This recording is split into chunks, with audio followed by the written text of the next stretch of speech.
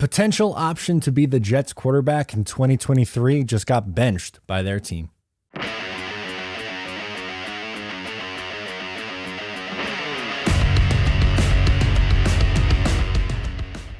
Hey, what's going on? Matt O'Leary back with another video. Before we get started today, just want to mention that you can follow me on social media at Matt O'Leary NY. If you haven't already, please make sure to check out the Just Jets podcast, wherever it is that you get your podcast. Support for today's show comes to you from True Classic. They asked 100 men how they choose to wear shirts every single day, and more often than not, they just go into their closet, grab whatever's on top of the stack, and make sure it's not the same color of pants that they're putting on. Don't be that guy. Come on. Trust me when I say that there is someone slightly judging you for that decision. But if you won't change your methods, at least can you change the shirts that you're grabbing?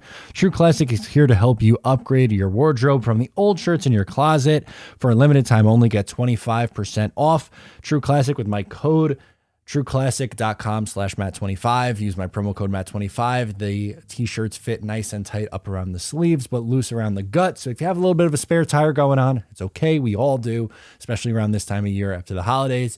You can get away with this shirt. It's extremely, extremely comfortable, breathable. You can wear it to the gym or out. It's a very versatile shirt. Pick it up. Get yourself something nice. Okay, so as you can tell by the title of this video, an option for the New York Jets for 2023 at the quarterback position, Derek Carr got benched today. And why he got benched, it's not necessarily because of poor play, even though he did struggle the last time out. It's more so to preserve his health, as the Las Vegas Raiders more likely than not will be looking to trade him or even potentially cut him if there's not a market there. According to reports, Jeremy Fowler is saying that Carr is benched in part to preserve his health for a potential trade, which obviously impacts the New York Jets, who more than likely will be looking at a veteran option. Obviously, we'll have to see how the rest of this year plays out for Mike White, but Joe Douglas, Robert Saleh, etc., are going to be more than likely looking into all these options. And we'll go into deep dives on each one of these quarterback options in the offseason. Just kind of wanted to get my thoughts out on this news, talk about what he's done so far, his career, and just a couple of things there. So far this year, through 15 games, Carr, 3,522 yards, 60.8 completion percentage, 234.8 yards per game, 86.3 rating, 24 touchdowns to 14 interceptions. Interceptions a little bit high up for him right now. I believe that's actually leading the league, 14 interceptions. Not that it's a terrible number, but obviously would like that to be a little bit lower. Now, if you were to take his career average and pace it out over a 17-game season, this is what you'd get: 4,217 yards, 26 touchdowns, 12 interceptions, a 64.6 completion percentage, 248 yards per game, and a 91.8 rating. Now, is Derek Carr the perfect quarterback and without any flaw? No, that's not what I'm going to sit here and tell you.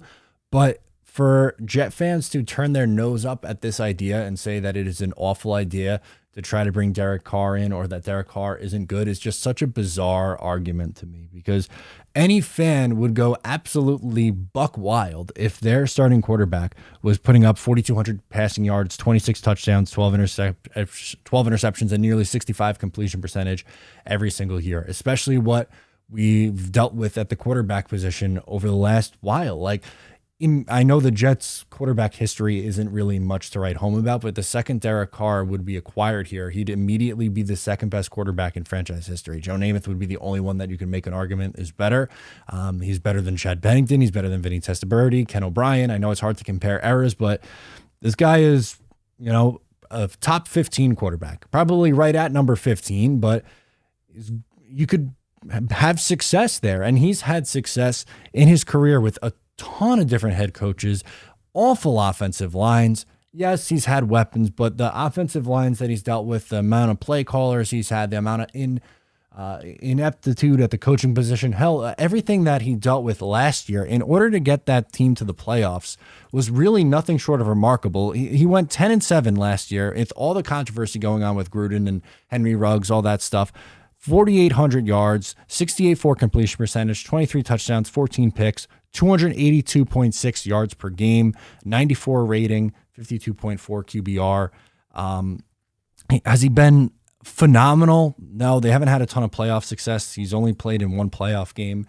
The Raiders did make the playoffs earlier in his career. He did get hurt that year, so he was unable to play in that playoff game. But another important thing, right, is availability.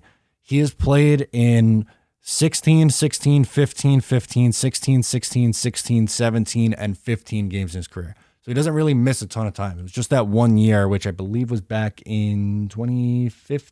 No, must have been 2016. When he got hurt and the Raiders, made the playoffs and had to start. I don't remember off the top of my head, but the point being, I think he would be a really good fit in this offense. You don't need a superstar at the quarterback position for the Jets to have success with the amount of weapons that they have. Could Mike White potentially be that guy? Be a version of Derek Carr or Jimmy G? Maybe. We'll see what happens over the next few weeks here if they make the playoffs, what he does in the playoffs, and maybe it's not a conversation that we need to have, but as of this second, Carr should absolutely be someone whose name is on the table for them, and especially because it's a realistic option. I know I've seen a ton of Lamar Jackson, which I just don't think Lamar Jackson is a realistic option for the New York Jets. He's a really good quarterback, obviously, and it would be fun to have him on this team, but I don't see Baltimore moving on from him. I think he's at minimum franchise tagged, if not extended. Aaron Rodgers is another name that gets brought up a lot. That one's incredibly risky. And yes, he is definitely better than Derek Carr, but how likely is it to land a player like that? Tom Brady, I don't think is happening, nor do I really want to sell my soul for a 46-year-old at that point, Tom Brady.